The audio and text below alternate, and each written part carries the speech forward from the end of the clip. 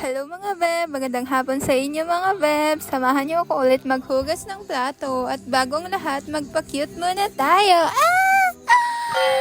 At bago natin simulan ang paghuhugas mga beb, is kailangan muna natin magbumba mga beb!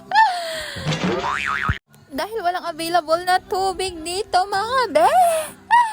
Kaya kailangan natin magbumba mga beb!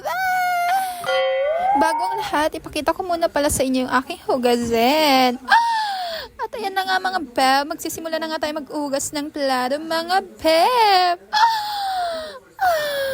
At ayan na nga mga beb, ipa-fast forward na nga natin ulit yan mga beb para hindi gaano matagal yung ating vlog. At ayan na nga mga beb.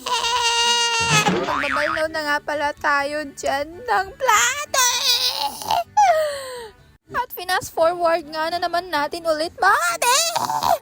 At natapos na nga tayo dito mga beb. At ipapasok na natin sa loob mga beb.